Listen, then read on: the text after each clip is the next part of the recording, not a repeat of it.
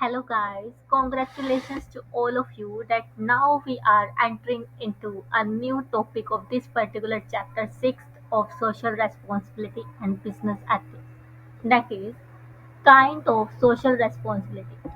अब तक हमने ये पढ़ा कि सोशल रेस्पॉन्सिबिलिटी क्या है, सोशल रेस्पॉन्सिबिलिटी क्यों करनी चाहिए या फिर क्यों नहीं करनी चाहिए, जिसमें हमने पढ़ा था arguments for social responsibility and arguments against social responsibility. And उसके बाद हमने देखा कि रियलिटी ऑफ सोशल रेस्पॉन्सिबिलिटी की which factors mandates a business to fulfil social responsibility roles in the society, हमने ये देखा था। एंड नाउ अब आज हम ये देखने वाले हैं कि काइंड्स ऑफ सोशल रेस्पॉन्सिबिलिटीज क्या है, राइट। तो social responsibility of a business can broadly be divided into four categories, चार कैटेगरी है, विच आर एज फॉलोज। सबसे पहले अपनी आ जाती है economic responsibility, then we have legal responsibility, then ethical responsibility and then discretionary responsibility, जिसे हम philanthropic responsibility भी बोलते हैं, like the responsibility which is flown out because of donative purpose, the purpose of donation, the purpose of spirituality, the purpose of charity, वो वाली एक responsibility. ठीक है, तो हमें चार रिस्पॉन्सिबिलिटी पढ़नी है। First is economic, then legal, then ethical and then discretionary या फिलंथ्रोपिक, राइट। सबसे पहले बात करते हैं इकोनॉमिक रेस्पॉन्सिबिलिटी की। आई थिंक इकोनॉमिक रेस्पॉन्सिबिलिटी को मुझे बहुत ज़्यादा एक्सप्लेन करने की जरूरत नहीं पड़ेगी, but still we will read it for sake of completion. A business enterprise is basically an economic entity। अब ये तो हमें पता ही है, हमें चैप्टर 1 से ही पता है कि बिजनेस जो है वो इकोनॉमिक एक्टिविटी पे बेस्ड है, and therefore its primary social responsibility is economic. उसका जो फर्स्ट मोटिव है, प्राइमरी सोशल रिस्पांसिबिलिटी है, वो टूवर्ड्स ओनर है to earn the profit for the business. कैसे? Produce goods and services, goods and services को प्रोड्यूस करके that society wants and sell them at a profit. जो product, जो services एक society को चाहिए, वो प्रोड्यूस करके आप उसको सेल करते हैं, and by selling those products and services you are getting profit in return. There is a little discretion in performing this responsibility, like एक business खड़ा किया तो business is established for earning the profit, profit earn करने के लिए हमने एक business को स्टैब्लिश किया है, राइट। तो ये डिस्क्रिशनरी नहीं है, ये बिजनेस का फाउंडेशन है, नींव है कि आपको प्रॉफिट अर्न करना पड़ेगा for better and long survival, right. अगर आपके पास प्रॉफिट नहीं है तो आप नेक्स्ट ईयर अपने प्रोडक्ट्स को मैन्युफैक्चर करने में पैसा कहाँ से लेके आओगे? अब कोई भी एक बिजनेसमैन है, वो ये नहीं चाहेगा कि हर साल उसको अपनी पॉकेट से पैसे लगाने पड़े बिजनेस को ग्रो करने के लिए। बिजनेस का प्रिंसिपल क्या होता है? एक बार मुझे इनिशियल कैपिटल लगानी है और उसको इस तरीके से एक्सप्लॉइट करना है कि जो मुझे रिटर्न मिले, जो रिटर्न ऑन इन्वेस्टमेंट मिले, यानी कि जो मैंने अपनी कैपिटल लगाई थी, पैसा लगाया था, उस पे मुझे इतना प्रॉफिट मिले कि अगली बार मैं अपनी एक्टिविटीज को उस प्रॉफिट के बेसिस पे क्या कर सकूं, रन कर सकूं और उसमें से कुछ बचा भी सकूं, राइट। तो ये क्या थी? अपनी इकोनॉमिक रेस्पॉन्सिबिलिटी थी। तो हम थोड़ा इसे अपनी पावर पॉइंट प्रेजेंटेशन भी से भी पढ़ लेते हैं। सोशल रेस्पॉन्सिबिलिटी ऑफ बिजनेस में चार कैटेगरी है। चार कैटेगरी को मैंने पिरामिड फॉर्म में दिखाया है। First is philanthropic, voluntary giving. Ethical, doing what's right. Ethical मतलब कि वो एक्टिविटीज करना, वो काम करना, वो प्रोडक्ट्स लॉन्च करना जो कि सही है। And then legal, following the law. जितने भी लैंड ऑफ लॉ है, law of land, law of land, opposite बोल दिया मैंने। जितने भी लॉ ऑफ लैंड है, जहां भी आप अपना बिजनेस स्टैब्लिश कर रहे हो, whether it be India, whether it be USA, whether it be Australia, anywhere, जहां भी आप करोगे उस पर्टिकुलर कंट्री के लॉज आपको क्या करने पड़ेंगे? फॉलो करने पड़ेंगे, right. And then economic responsibility, that is earning fair profit, जो कि हमने अभी बुक से पढ़ा है। तो इकोनॉमिक रेस्पॉन्सिबिलिटी ये क्या है? नींव है बिजनेस की, फाउंडेशन है, ठीक है। तो प्रॉफिट क्यों मैटर करता है? Without profit business can't survive और ग्रो। बिना प्रॉफिट के बिजनेस सर्वाइव और ग्रो नहीं कर पाएगा। enables payment of wages and investment in innovations, जैसे हम प्रॉफिट कमाएंगे हम अपने एम्प्लॉयज़ को पेमेंट भी दे सकेंगे एंड फिर इन्वेस्टमेंट अपॉर्चुनिटीज़ भी देख सकेंगे, जैसे कि अपना R&D डिपार्टमेंट होता है, राइट? फिर उसके बाद forms the foundation of all other responsibilities and other responsibility के लिए ये क्या बनता है, फाउंडेशन बनता है। लाइक अपने पास प्रॉफिट ही नहीं होगा तो हम सोशल रेस्पॉन्सिबिलिटी कैसे निभाएंगे? अपने पास प्रॉफिट ही नहीं है तो हम लीगल कंप्लाइंसेस कैसे करेंगे? अपनी जेब में पैसा नहीं है, आप खुद दूसरों का खुद का तो भला कर नहीं पा रहे हो, दूसरों का भला कैसे करोगे? तो आप फिलंथ्रोपी भी यहाँ पे नहीं कर पाए। तो यही बोला है, profit is the foundation of the business, economic responsibility is the foundation of the business. जैसे कि एग्जाम्पल लिया है हमने रियलायंस जियो का, revolutionized Indian telecommunication by providing affordable data services दी। पहले आपको पता है कि इसने जो डेटा है वो फ्री कर दिया था, देन उसके बाद नॉमिनल चार्जेस लेना स्टार्ट कर दिया था। तो यहाँ पे उसे क्या हो रहा है, नॉमिनल चार्जेस भी ले रहा है तो भी उसको क्या हो रहा है, प्रॉफिट। ठीक है, तो ये अपनी थी इकोनॉमिक रेस्पॉन्सिबिलिटी। यहाँ तक आई थिंक समझ आ गया होगा। And let me make you write down this particular responsibility in the short manner। तो हम यहाँ पे बेसिकली क्या लिखने वाले हैं, सबसे पहले इसका कीवर्ड है it's primary responsibility.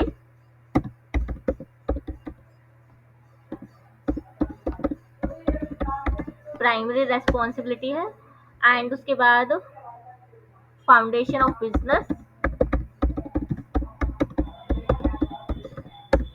To earn profit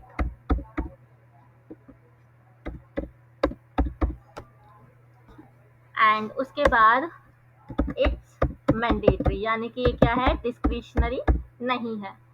language तुम यही लिखने वाले हो, there is little description in performing this responsibility, but मैंने इट्स मैंडेटरी इसलिए लिखा है ताकि तुम्हें ना लैंग्वेज समझने में दिक्कत ना हो। हालांकि ये लैंग्वेज बिल्कुल प्लेन है बट स्टिल मैं थोड़ा सा इजी करके लिखवा रही हूँ, इट्स मैंडेटरी।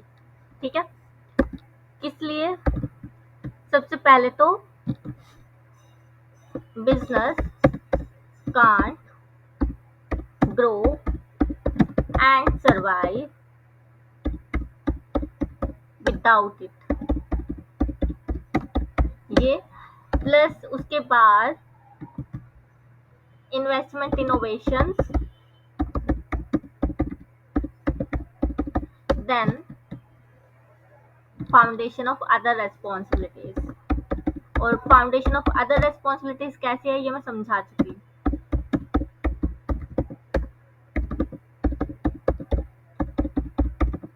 इसमें हमने एग्जाम्पल क्या लिया, Reliance Jio. Practical example, nominal charges for viable data या इंटरनेट एक्सेस, ये अपनी हो गई इकोनॉमिक रेस्पॉन्सिबिलिटी। ठीक है, आप दूसरे भी एग्जाम्पल ले सकते थे बट मैंने रियलायंस जियो ले लिया बिकॉज ये सबका ही सुना हुआ है। तो it was the economic responsibility, and now we are shifting towards the legal responsibility। Legal responsibility में क्या, वैसे मैं समझा चुकी हूँ कि लॉ ऑफ द लैंड को आपको फॉलो करना पड़ता है। wherever you are establishing your business you have to follow the laws of that particular country, that particular state and even that particular municipality। ठीक है, every business has a responsibility to operate within the laws of the land. Since these laws are meant for the good of the society, a law-abiding enterprise is a socially responsible enterprise as well। जो enterprise law को follow करती है, law को मानती है, law का non compliance नहीं करती है, वायलेशन नहीं करती है, वो एंटरप्राइज क्या मानी जाती है, सोशली रेस्पॉन्सिबल एंटरप्राइज मानी जाती है। अब इसमें बहुत ज़्यादा एक्सप्लेनेशन नहीं दी गई है but let me give you the explanation. सबसे पहले आप याद करो, हमने बिजनेस को पढ़ते हुए फॉर्म्स ऑफ बिजनेस देखा था एंड फॉर्म्स ऑफ बिजनेस में हमने क्या पढ़ा था कि जब भी आप एक बिजनेस एंटिटी क्रिएट करोगे तो वहां पे क्रिएट करते के साथ ही आपके पास कौन सा एक्ट एक्टिवेट हो जाएगा, कौन सा एक्ट आप पे लगेगा, that was the companies act 2013। कौन सा लगेगा? Companies act 2013। आपने ये पढ़ा था for the registration and incorporation of the company, ये हमने देखा था। और उसके बाद जब आप कमाने लग जाओगे तो आपके ऊपर कौन सा एक्ट लग जाएगा? इनकम टैक्स एक्ट लग जाएगा।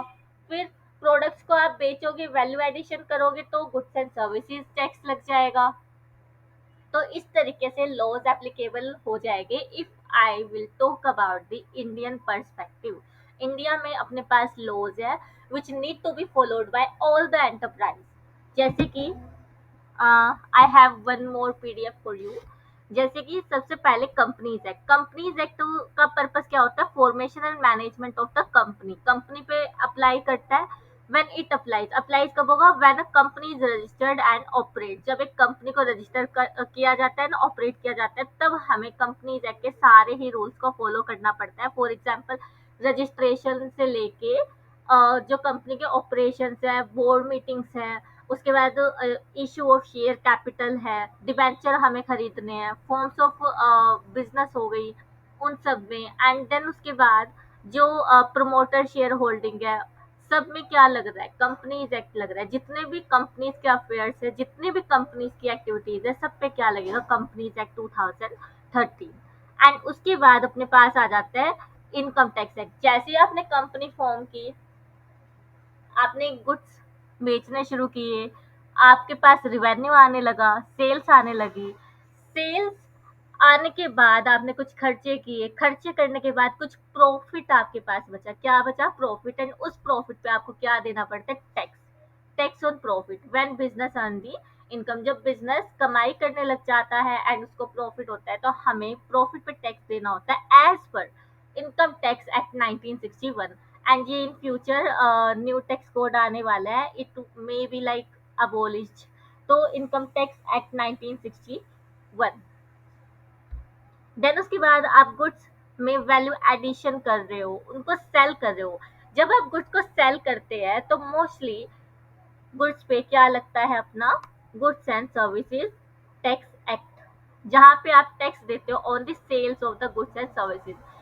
Point to be noted, income tax act कब लग रहा है? आपके प्रॉफिट पे लग रहा है। किस पे लग रहा है?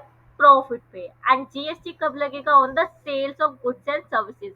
गुड्स एंड सर्विसेज के सेल्स पे लग जाएगा। ट्रेडिंग अकाउंट में जो आप रेवेन्यू की फिगर लिखते हो, जो सेल्स लिखते हो, उस पे जीएसटी लगेगा। एंड जो नेट प्रॉफिट प्रॉफिट अकाउंट होता है आपका, उस पे क्या लगेगा? प्रॉफिट जब आएगा तो उस पे लग जाएगा इनकम टैक्स एक्ट। ये अकाउंट्स वाले बच्चों के लिए था, ठीक है, बेटर क्लैरिटी के लिए। फिर उसके बाद है consumer protection act. Consumer protection act, अब ऐसे तो है नहीं कि कंपनीज के पास ही कस्टमर होते हैं। कस्टमर तो पार्टनरशिप के पास भी हो सकते हैं, जॉइंट वेंचर के पास भी हो सकते हैं, कोऑपरेटिव सोसाइटी तो खैर अपने मेंबर के लिए काम करती है।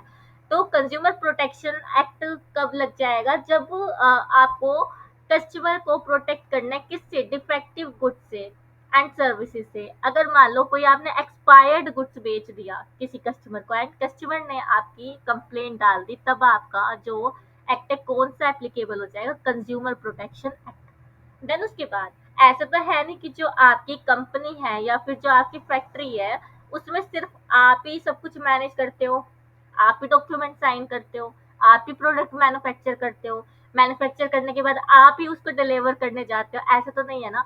You have many employees there, you have many laborers there, you have many workers there।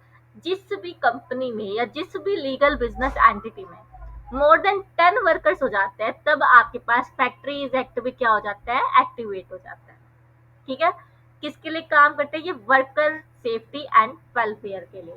तो आई थिंक अब यहाँ से आपको थोड़ी सी क्लैरिटी आ गई होगी कि हमें business should be responsible to follow all the applicable laws over it. जितने भी एक बिजनेस पे लॉज एप्लीकेबल हो जाएंगे, वो सभी को उसको क्या करना है? Follow.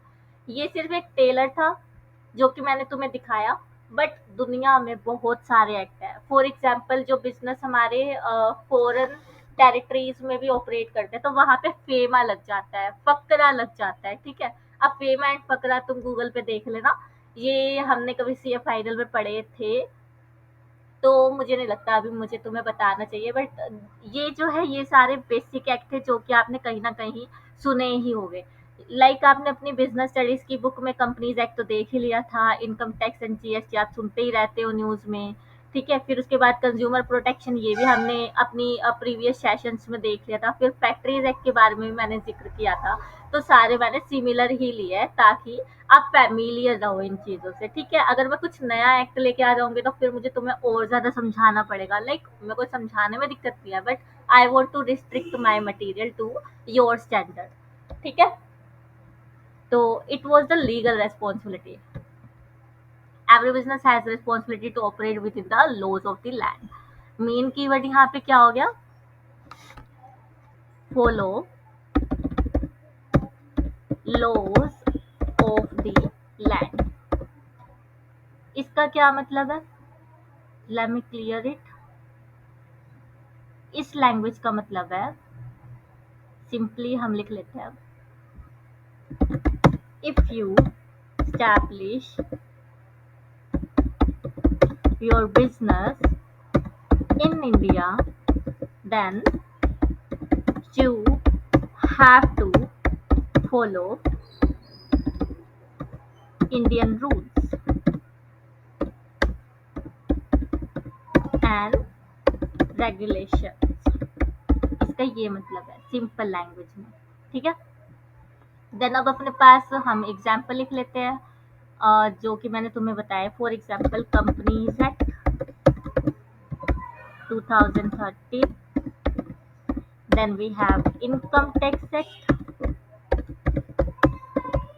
1961, and then we have GST act 2017, then we can have the contract act. ये हमने इंश्योरेंस में पढ़ा था ना कि एक लीगल डॉक्यूमेंट होता है जिसको हम साइन करते हैं, तो मैं इसलिए लिखवा रही हूँ इसको, the contract act 1872।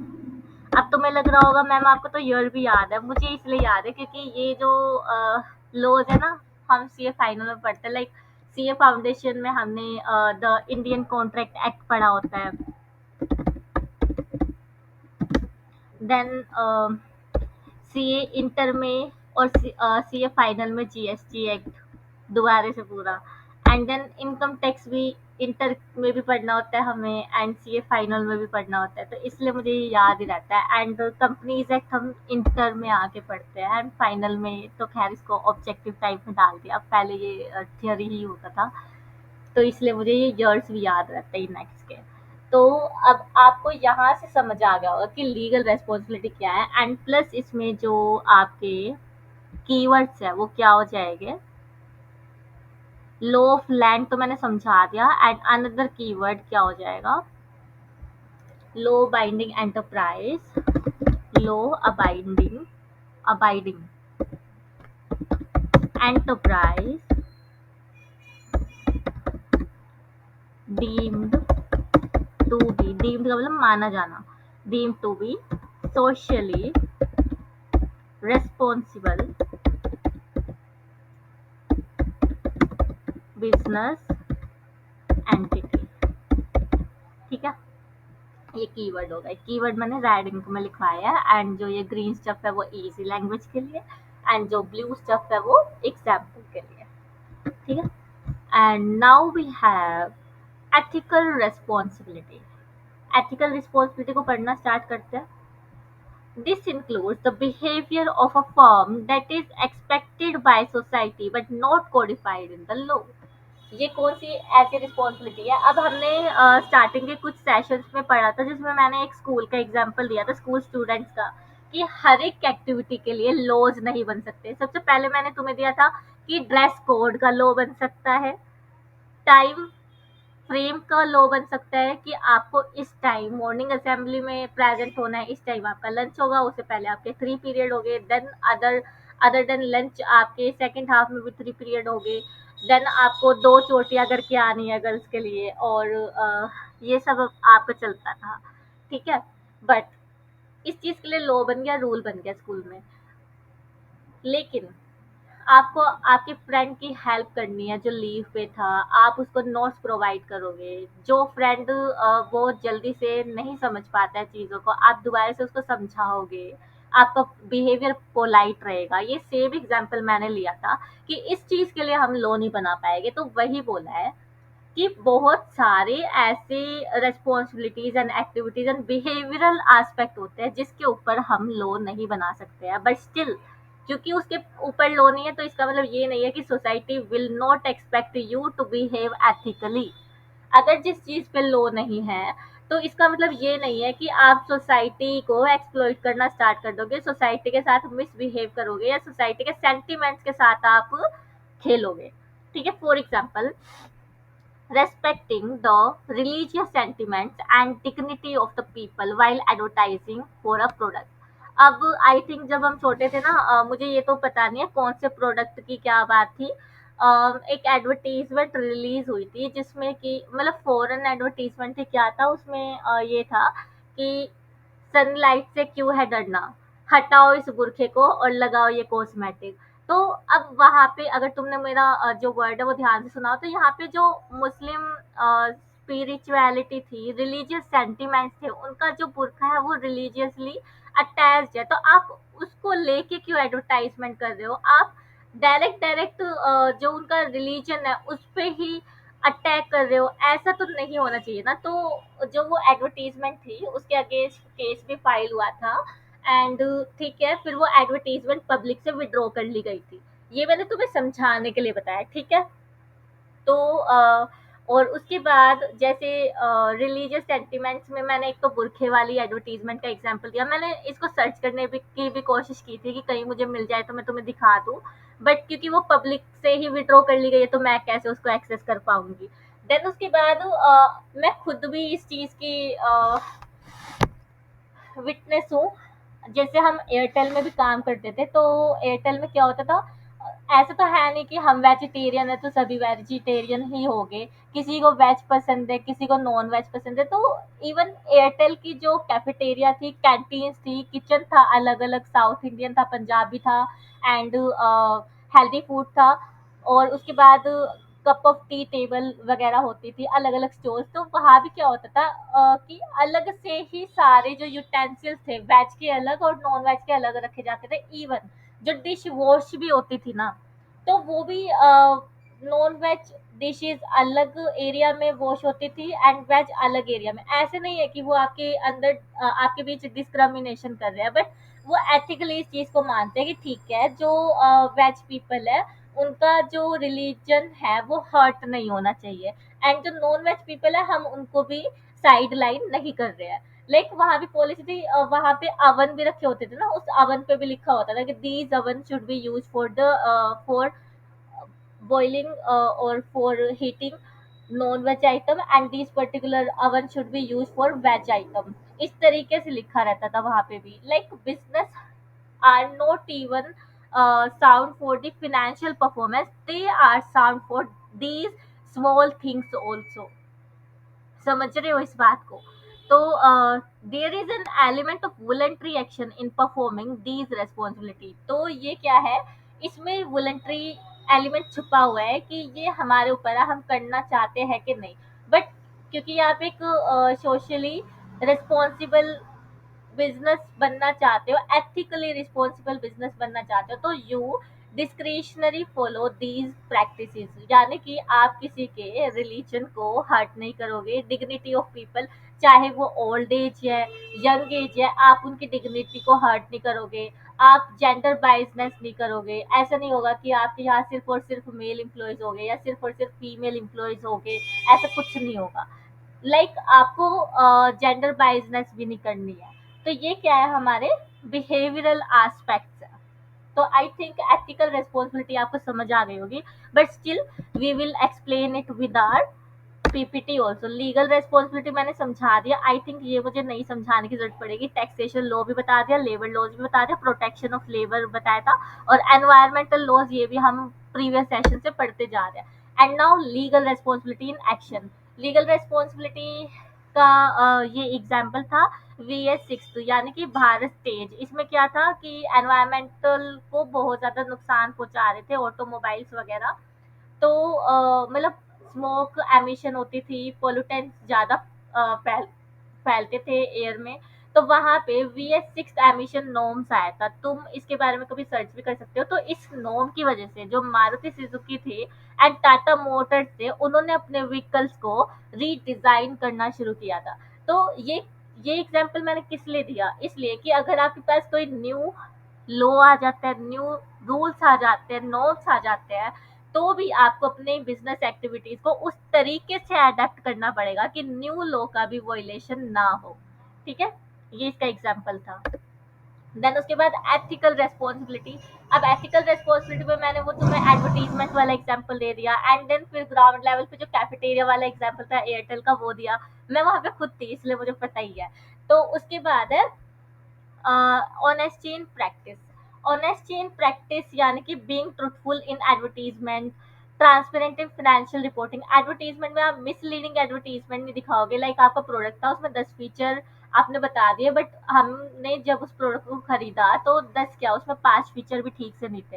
And then transparent financial reporting, like आप विंडो ड्रेसिंग नहीं करोगे, सब कुछ अच्छी अच्छी बढ़िया बढ़िया पिक्चर नहीं दिखाओगे अपने बुक्स की, मैनिपुलेट नहीं करोगे नंबर्स को। And honest in all business dealings with customer and stakeholders. Then उसके बाद fair treatment. Fair treatment ensuring equal opportunities for all employees regardless of gender, religion और background, and providing fair compensation, ये भी समझ आ गया होगा। Then avoiding harm, refusing to engage in corrupt practices. Corrupt practices यानी कि आपने किसी को ब्राइब दे के कोई काम किया, घूस वगैरह दे के। फिर उसके बाद avoiding production of harmful products and considering long term societal impact. ये क्या थी अपनी एथिकल रेस्पॉन्सिबिलिटी थी।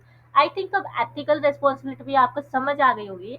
Let me make you down the crux of this particular point. सबसे पहले अपने पास आ जाएगा, इसमें क्या आएगा keyword, behaviour of the firm. And ये क्या है, वॉलंटरी एक्शन है, वॉलंटरी एक्शन बाय बिजनेस।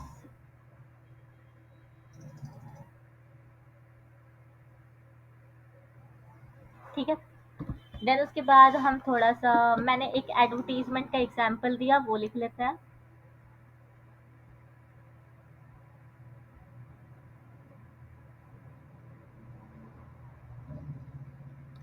वही मुस्लिम बुरखा and cosmetic sun protection cream. इसमें क्या हो रहा था, जो मुस्लिम रिलीजन है उसका वॉयलेशन हो रहा था, जिसकी वजह से केस भी फाइल हुआ एंड इस एडवर्टीजमेंट को पब्लिक से विड्रॉ कर लिया गया था। ठीक है, अधूरी वीडियो मत सुनना कोई, या नोट्स को सिर्फ रेफर मत करना, वीडियो को भी देख लेना, कहीं बोलो कि मैम ने ऐसा बोला था। ठीक है, तो ये एक एडवर्टीजमेंट थी, बेसिकली ये क्या थी, advertisement violating Muslim religion, Muslim faith and religion थी एक ही एडवर्टीजमेंट, बट इसको पब्लिक से विड्रॉ कर लिया गया। अब मैं थोड़ा सा एक्टिव रहती हूँ इन चीज़ों में, तो मुझे याद भी रहता है। बहुत साल पहले की बात है ये, आज की भी नहीं है। तो आई थिंक तुम में से बहुत तो बहुत छोटे ही मिलोगे, मैं ही छोटी थी उस टाइम तो।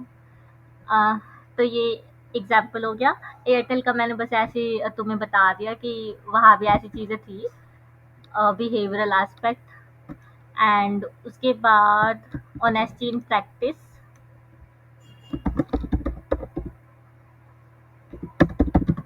इसमें क्या एग्जाम्पल लिख सकते हैं हम,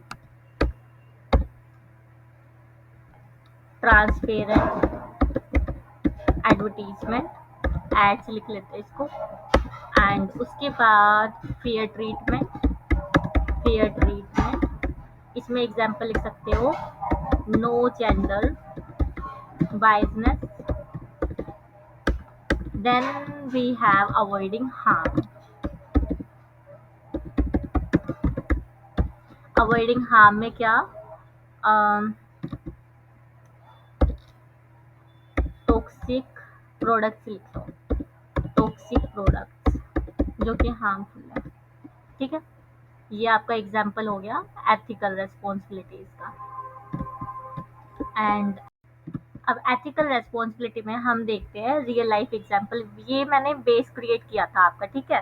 तो एक तो इसमें आ जाएगा Infosys, a model of ethical excellence, जो कि हम देखते ही जा रहे हैं अपने प्रीवियस लेक्चर्स में ऑल्सो, कि ट्रांसपेरेंट रिपोर्टिंग है, maintain crystal clear financial records and reporting standards, जिसमें कि मतलब मेल प्रैक्टिसेस नहीं है, आपने फिगर्स को, रिवेन्यू को इन्फ्लेट नहीं किया, इंक्रीज नहीं किया, एक्चुअल फिगर्स दिखाई है आपने।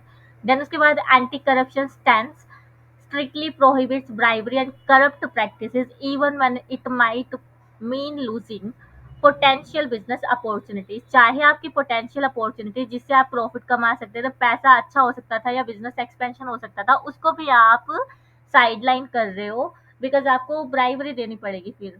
तो ब्राइबरी जो है वो लॉफुल नहीं है।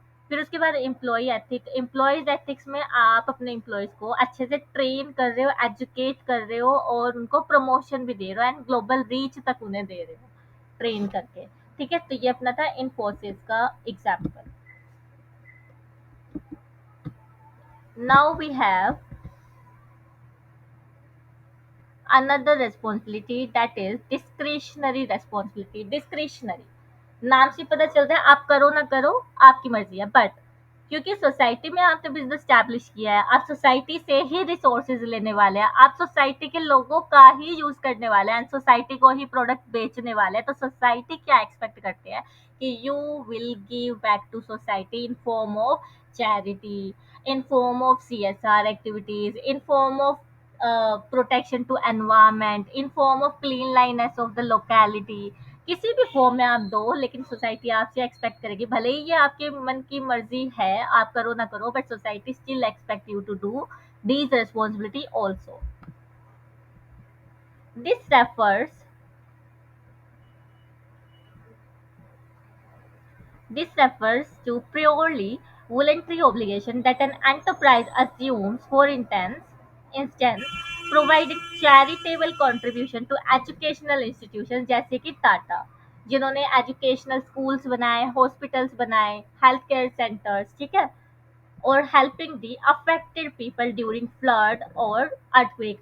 हाल ही में अपना फ्लड्स का बहुत ज़्यादा ही नेचुरल क्लैमिटी एडवर्सिटीज आई हुई है, तो यहाँ पे अपनी जो ICAI है ना, the institute of chartered accountant of India, वो भी डोनेशन इकट्ठा करती है अपने मेंबर से, यानी हमसे। जैसे अब मैं CA, पहले मैं CA स्टूडेंट थी, अब मैं CA हूँ, तो वो मेंबर से क्या करते हैं, फंड कलेक्ट करते हैं to donate to the Punjab state. क्यों? ताकि उनको इंस्टेंट रिलीफ मिल सके।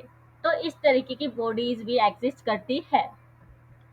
It is responsibility of a company management to safeguard and capital investment. ये तो मैंने एग्जांपल दिया था नेचुरल क्लैमिटी को लेके। अब अपना नेक्स्ट पॉइंट स्टार्ट हो रहा है, जिसमें कि हम कंपनी की रेस्पॉन्सिबिलिटी टुवर्ड्स स्टेक होल्डर देखने वाले हैं। It is responsibility of companies management to safeguard capital investment by avoiding speculative activities. अब इसने क्या बोला है कि आपके बिजनेस में हो सकता है सिर्फ आपका पैसा नहीं लगा है, आपका भी लगा है, आपके फ्रेंड्स का भी लगा है, तो आपको ये एंश्योर करना है कि मेरे जो फ्रेंड्स का पैसा है, मुझे अपना समझ के चलना है कि मेरा पैसा होता तो मैं इसको जलाता नहीं, मैं इसको स्पेकुलेटिव एक्टिविटीज में नहीं लगाता, लाइक ऐसे गैम्बलिंग एंड लॉटरी वाले बिजनेसेस में नहीं लगाता जहाँ पे पैसे डूबने के चांसेस बहुत ज्यादा है। And undertaking only healthy business ventures which give good returns on the investment. Like आप ऐसे शेयर्स में, अब मैं बिजनेस एग्जांपल पे लेके जा रही हूँ, आप ऐसे कंपनी के शेयर्स में नहीं इन्वेस्ट कर रहे जो कि फ्रीक्वेंटली फ्लक्चुएट होता रहता, पता ही नहीं चलेगा कि कब एकदम से इंक्रीज हो जाए और कब एकदम से जमीन पे आके गिर जाए। या फिर आप आप शेयर मार्केट की जगह म्यूचुअल फंड्स में पैसे लगाओ, जो कि सेफ है। I am not promoting anything, I am just giving you example, ठीक है। तो ये अपनी सेकंड डिस्क्रिशनरी रेस्पॉन्सिबिलिटी आ गई। फिर उसके बाद है social responsibility towards different interest group. Once the social objective of business is recognised it is important. अब डिफरेंट ग्रुप्स कौन कौन हो गए, सप्लायर हो गए, कस्टमर हो गए, एम्प्लॉयज हो गए, इन्वेस्टर्स हो गए, ठीक है। इन्वेस्टर का तो वैसे हमने ऊपर ही देख लिया।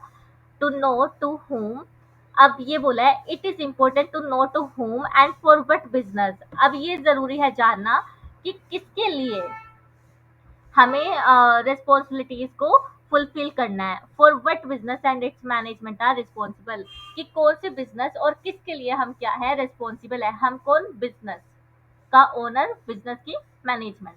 Obviously, a business unit has to decide in which area it should carry out the social goal। एक बिजनेस को जब वो पैसे कमा लेगा, उसके पास प्रॉफिट है, तो उसको ये भी डिसाइड करना पड़ेगा कि वो कहाँ पे अपने पैसे लगाना चाहता है। लाइक स्मॉल टाउन्स में, विलेजेस में, रोड डेवलप करवाने में, इलेक्ट्रिसिटी एंड पावर जनरेशन में कहाँ पे वो डोनेट करना चाहता है। स्कूल्स में, हॉस्पिटल्स में, रिलीजियस ट्रस्ट में, वो किस में डोनेट करना चाहेगा, किस में सीएसआर एक्टिविटीज करना चाहेगा, वो उसकी डिस्क्रिप्शन है। And the business owner will have to decide it very well. ठीक है। तो ये अपनी क्या थी, डिस्क्रिशनरी रिस्पॉन्सिबिलिटी, जिसमें हमने तीन चीजें देखी। डिस्क्रिशनरी रिस्पॉन्सिबिलिटी में सबसे पहले charitable contribution to educational institute and hospitals या नेचुरल क्लैमिटी, ये फर्स्ट हो गया। फिर सेकंड अपना इन्वेस्टर की तरफ से आ गया था कि कैपिटल इन्वेस्टमेंट हमें स्पेकुलेटिव एक्टिविटीज में नहीं लगानी। फिर थर्ड अपने पास आ गया था कि अदर इंटरेस्ट ग्रुप्स को भी हमें केटर करना है, जैसे कस्टमर और सप्लायर हो गए और कॉमन पीपल हो गए। ठीक है। ये हमने डिस्क्रिशनरी रेस्पॉन्सिबिलिटी में देखा। And now let's move to the PPT part. Philanthropic responsibility, philanthropic मतलब गिविंग बैक। जो आपने सोसाइटी से लिया, आप उसको किस फॉर्म में वापस दे रहे हो। इसमें टाटा बेस्ट एग्जांपल है, उन्होंने एजुकेशन, स्कूल्स भी खुलवाए, इंस्टीट्यूट खुलवाए, हेल्थ केयर सर्विसेज दी। ठीक है। तो टाटा ट्रस्ट में health care access, education development and rural development. सबसे इम्पोर्टेंट क्या था, रूरल डेवलपमेंट था। तो की टेक अवेज में वही है कि इकोनॉमिक फाउंडेशन है, और लीगल कंप्लाइंस करनी है, एथिकल स्टैंडर्ड्स को फुलफिल करना है, एंड वॉलंटरी गिविंग। ये अपने की एस्पेक्ट्स है। तो यहाँ पे आपको समझ आ गया होगा। मेन यहाँ पे मैंने एक्सप्लेन तो बहुत कर दिया, बट एग्जाम्पल्स लिखवा देती हूँ। फर्स्ट एग्जाम्पल था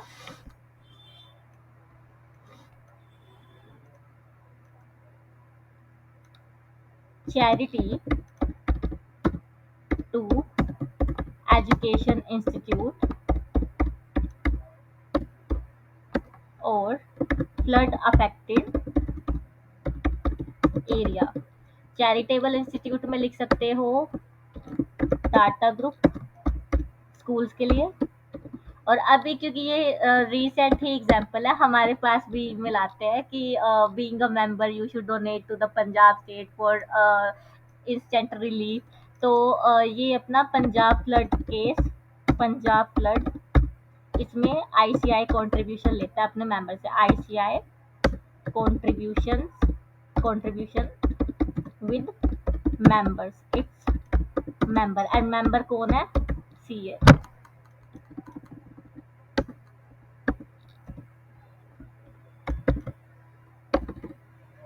ये मैंने बस लिखवा दिया। ठीक है।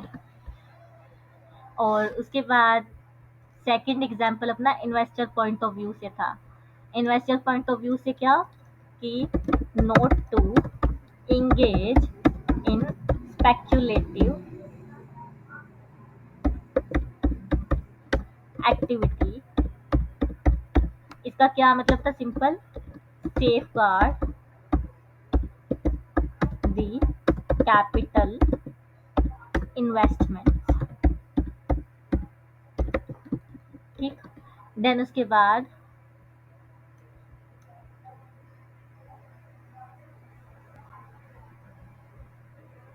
ये तो बहुत है, बाकी तो जनरल पॉइंट लिखा हुआ है कि अदर सोशल ग्रुप्स को भी हमें केटर करना है। ठीक है। तो यहाँ पे आपकी टाइप्स ऑफ रिस्पॉन्सिबिलिटी एक ही सेशन में क्या हो जाती है, खत्म। एंड इन अनदर सेशन हम देखने वाले कि इंडिविजुअल स्टेक होल्डर्स के लिए क्या रिस्पॉन्सिबिलिटी है। इंडिविजुअल स्टेक होल्डर्स का मतलब कि ओनर के लिए क्या है, फिर उसके बाद वर्कर्स के लिए क्या है, फिर कंज्यूमर्स के लिए। इस तरीके से एक एक करके हम देखने वाले हैं। देन गवर्नमेंट के लिए क्या अपनी रिस्पॉन्सिबिलिटी है, एक एक करके डिटेल्ड मैनर में हम देखने वाले हैं। So we should wind up this session here, and अच्छे से रिवाइज करके आना। आई थिंक मैंने बहुत अच्छे से एग्जाम्पल लिखवाया है एंड ईजी लैंग्वेज करके तुम्हें दिया है। तो मुझे नहीं लगता कि तुम्हें कोई यहाँ पे परेशानी होने वाली है. Still if you will be having doubt you can ask me from Telegram channel and also in the comment section. Okay, so have a good day all.